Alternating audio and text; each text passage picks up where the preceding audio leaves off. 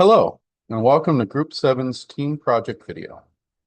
My name is Kori Prins, and our topic is on creating an incident response playbook for a small business.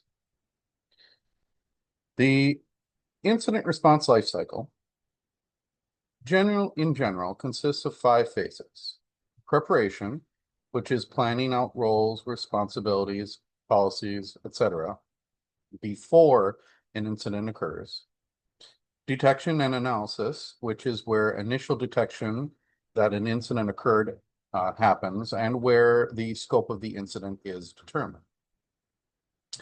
Containment, where the company attempts to limit the scope of the incident from increasing by isolating affected machines and accounts. Eradication and recovery, where any artifacts from the attacker are removed, systems are reimaged or patched, and data is restored. And lastly, the post-incident review, where members involved in the incident provide not just an analysis on how the incident occurred initially and how it can be prevented, but also a review of what went well during the incident and what could be improved for the future with procedures and communication. Implementing a proper incident response lifecycle can be costly, from the licenses of the tools used to the resources required to staff a fully functional security operations center. Our goal is to provide a rough blueprint on how a small business with limited resources can implement an incident response lifecycle that is low cost and can work with their existing IT staff. As mentioned a moment ago, our goal is to put together a plan that would allow a small business to handle cybersecurity incidents. The scenario we have chosen is a company that has less than 100 employees, has an IT staff, but no full-time cybersecurity staff, and has a limited budget to work with. Our focus is on being able to provide cost-effective solutions that fit within the roles of the existing IT staff, yet still is able to cover the full incident response lifecycle. Hello everyone, my name is Ubah Ali, and first of all, I want to apologize that if my voice is not clear, I have a bad flu a little bit. So today I'm going to explain the preparation phase of incident response, focusing on what a small business can do. This is the first step in protecting your business from the cyber attacks. First of all, what does the preparation mean is? So the preparation means getting ready before the cyber attack happen. This is the first step in incident response process. So if you prepare well, you can reduce the damage and recover faster. Also protect your business from big losses. The first step you need to do is to write a simple policy that explains what to do during the incident and who makes the decision and how you will communicate with. Also, setting up a small incident response team. Even if you don't have IT experts, you can assign roles to the current staffs. You can assign incident coordinator to lead the communication, also a technical lead to fix the systems and find the problems. Communication lead is very important to talk to the staffs and other team members. Lastly, make a list of all important system, data, and devices because this will help you to know what to protect first. Since it's 3 minutes long, I don't want to take more than 3 minutes. That's all I have from my part of the project. Thank you so much, and I hope everyone have a great semester. Bye-bye. Hello, everybody. My name is Faysal Dhimbil, and my topic of discussion today is going to be about detection and analysis for a small business environment. Because my screen is cracked, I have my slideshow over here, so I'll be recording while I look at my bigger monitor for the bullet points. So, because we're a small business, we do not have the luxury of a full-on SOC or a big cybersecurity team. So we are going to focus on a simple, streamlined approach that still catches threats early. For my first bullet point, um, is support desk and junior tech. They're our first responders for alerts, meaning when something comes in, like an unusual login or a security tool alarm, they check it, um, they check if it's a false positive or something worthy looking into. If it's harmless, they usually close it out. But if it does look suspicious, they escalate it. My second bullet point is system administrator. System administrator, this is the person that kind of handles deeper investigation. They gather logs from different sources like VPNs, firewalls, servers, workstations, so on and so forth. And with that, they start piecing together the activity. Basically, they're looking for patterns that might indicate an attack. For example, multiple failed logins, connections from unusual locations, unexpected file changes, or spikes in network traffic. They also check endpoint alerts for high signs of malware or suspicious processes. For my third bullet point, it is the IT manager. The IT manager is basically in charge of the overall process. They review the investigation steps, they make sure everything is documented properly, and they coordinate escalation if the situation gets bigger than intended. They keep communication open with other teams or leadership if it is needed. And for my tools, we use Wazoo, Waza, however people like to say it, for centralized log collection and alerting. We also use Zeek for monitoring network traffic patterns and Microsoft Defender for endpoint protection, which is already pre-installed on Windows. These are cost-effective choices and still give strong detection capabilities. Um, so for our small team, having clear roles and a defined workflow means alerts get reviewed quicker, investigations are thorough, and potential threats are stopped before real damage is done. Thank you. Hello, everybody. My name is Israel Taddese. I'll be speaking on the containment portion of an incident response.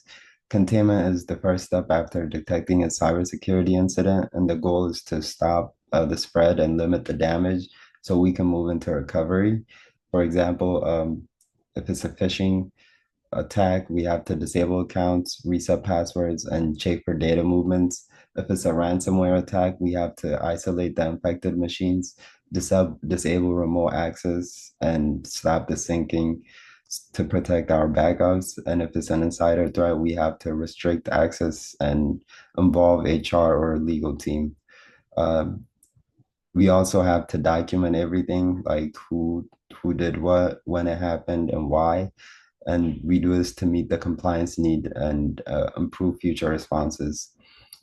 Tools like CrowdStrike One, Sentio One, and Microsoft Defender are great for detecting threats, isolating devices remotely, and blocking malicious files. And an example of containment going wrong is the KMP Logistic ransomware that happened in the UK this July. And it happened because of a weak password and weak network segmentation that allowed the attack to spread everywhere and basically shut down the company. And over 700 people lost their jobs. So in a small business, containment looks the same, except you have fewer resources and less time to react. Um, if it's a ransomware or if it's a malware, you have to unplug network cables and disable Wi-Fi or using built-in isolation tools. For phishing, you have to do the same, disabling account, resetting passwords, and turning on MFA. Insider threats, you have to speak with HR or a legal team before restricting access. And documenting every step is still very crucial. These records guide the next incident phase. And if an attack is very advanced, partnering up with a managed security provider would help for quicker containment. Thank you. Hello again.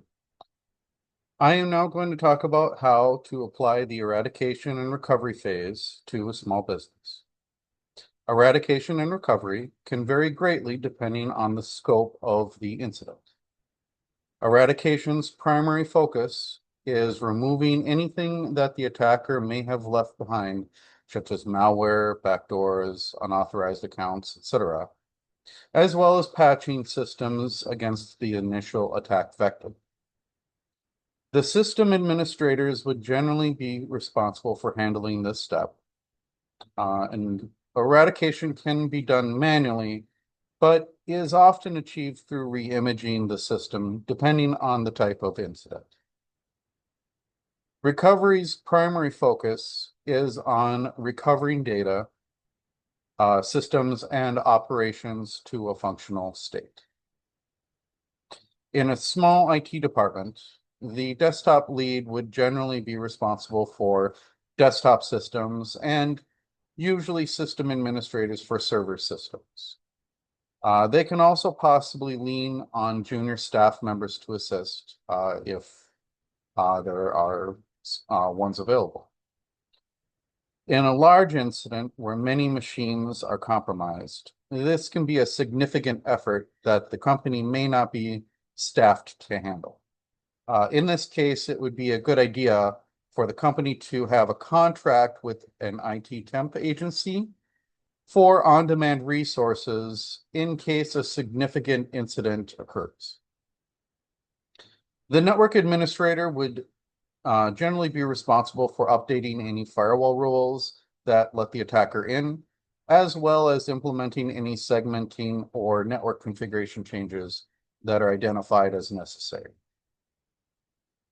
The IT manager would be responsible for ensuring good communication throughout this phase as well as ensuring that the root cause is fixed and overseeing any documentation and reporting up to senior leadership.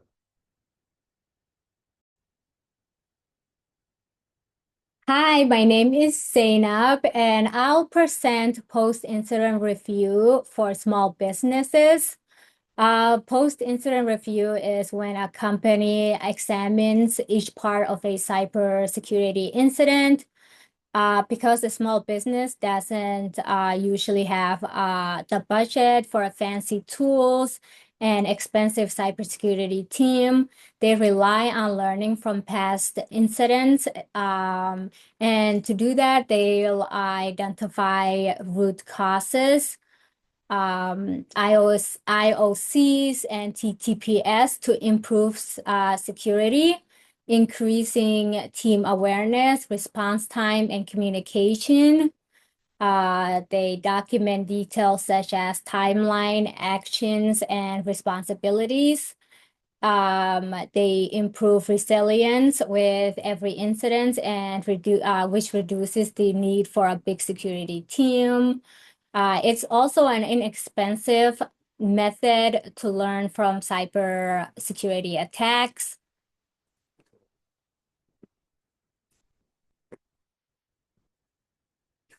In the post-incident review process, IT manager leads the process, and it involves IT desk support leads and system administrators, and also management and external service providers. And the IT managers will generally review what worked and what didn't. They'll update response plans, policies, and team roles. They'll create a report with clear actions and lessons learned, and share insight with industry peers or professional networks to help each other's communities. Thank you. In this presentation, we have outlined a way for a small company with limited resources can still have an effective incident response lifecycle. The key takeaways from our presentation should be: by preparing clearly defined role assignments and policies before an incident occurs, you can minimize the confusion and chaos that an incident can create. Open source or low-cost tools can be just as effective as their more expensive and well-known counterparts. Quick containment through effective detection and proper planning can significantly reduce damage. And after the incident is resolved, talking about what went well and what didn't can help improve your response in the future. Even in a small business where there are likely to be several competing priorities for company resources, security should still be a top priority because an incident could have devastating, if not lethal, consequences for an ill-prepared company.